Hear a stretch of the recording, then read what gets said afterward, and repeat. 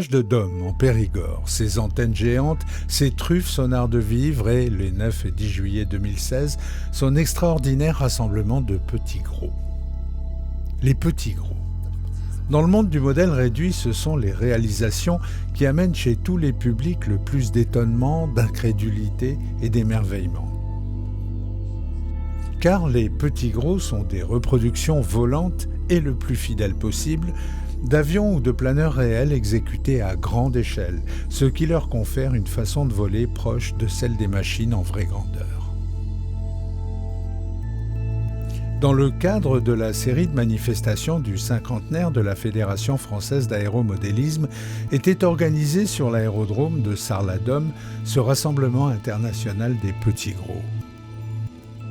Une centaine de réalisations allant du planeur jusqu'au jet, tous de véritables bijoux.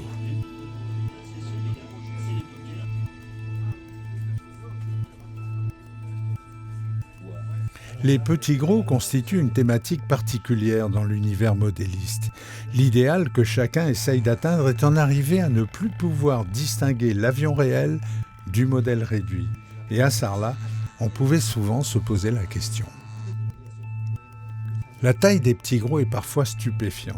Au plan du pilotage, leur façon de voler les positionne souvent plus près des avions réels que des modèles réduits.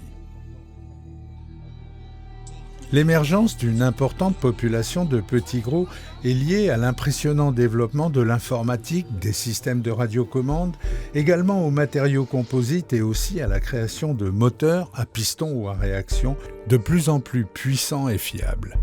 Dans ce cadre superbe au cœur du Sud-Ouest, on avait l'impression de débarquer dans un fabuleux univers miniature où un Peter Pan version 21e siècle aurait trouvé son bonheur absolu. Aujourd'hui, nous sommes sur un très beau site qui s'appelle Sarlat-Dôme. C'est un aérodrome qui se trouve en Dordogne. Le site est vraiment absolument fabuleux. Pour nos modèles, c'est nos modèles d'exception, on va dire, c'est un site idéal. Une météo vraiment fabuleuse. Aujourd'hui, il y a à peu près 85 pilotes et 153 machines inscrites. Donc ça va du plus petit qui fait 2,50 m jusqu'au Fokker triplan que vous verrez par la suite, qui fait 5,60 m. Les Belges sont venus en force cette année. Il y a un Espagnol, un Italien, des Allemands. Donc voilà, c'est vraiment international.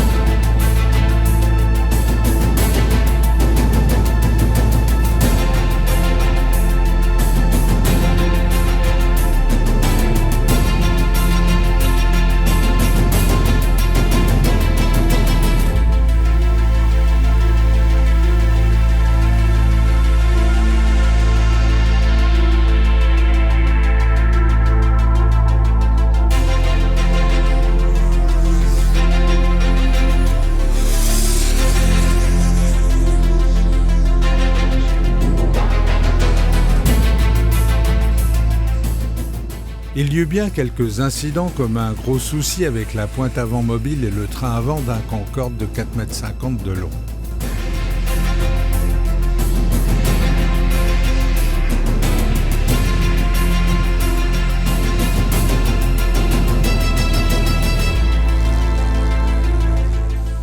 Mais pour ce Concorde, comme souvent dans ce monde merveilleux, tout se termina bien.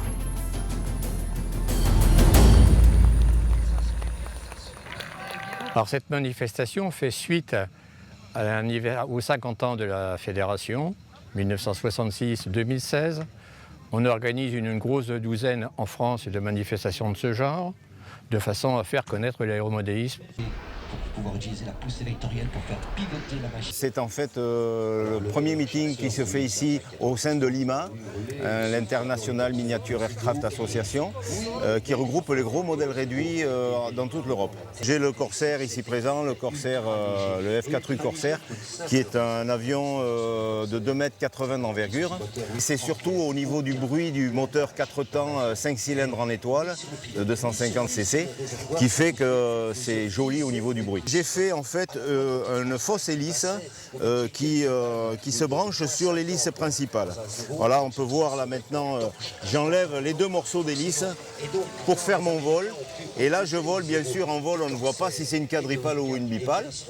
Et puis pour tromper un petit peu le public, eh bien on va remettre, j'ai fait un petit système à moi, on remet les 2 morceaux d'hélice en place. Et l'illusion, elle est là. Voilà.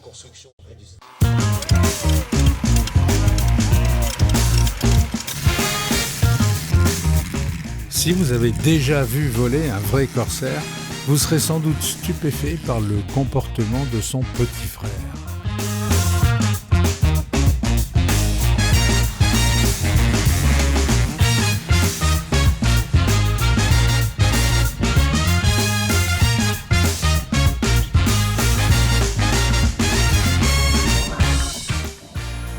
De plus en plus nombreux sont les petits gros à réaction.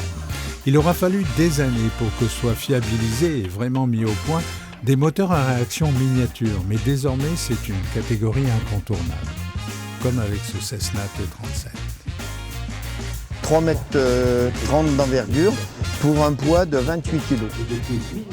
Il a été agréé récemment à l'homologation de la Direction générale de l'aviation civile, ce qui me permet de le présenter dans les manifestations publiques comme aujourd'hui. Alors le largage c'est ça, hein, c'est automatique et là j'ai un petit système qui déclenche un bruiteur pour pouvoir les retrouver parce que malheureusement parfois elles tombent un petit peu loin et on a du mal à les retrouver.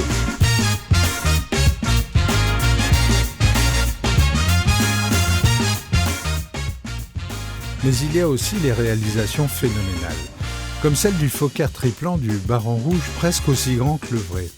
Il est à l'échelle 2/3, pèse près de 80 kg, vole grâce à un moteur de 550 cm3, son envergure est de presque 5 mètres alors que le vrai triplant faisait 7,20 m. Il était présenté à Sarlat par le Belge Bernard Delay. En mouvement, ce triplant devient indiscernable du véritable Fokker DR1.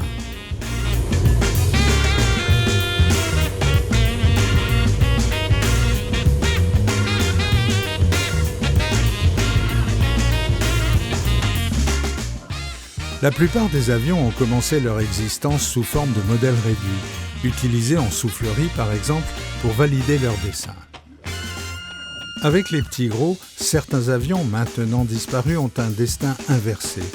Ils regagnent le ciel sous la forme de modèles réduits, pas si réduits que ça parfois, et alimentent ainsi le rêve indispensable.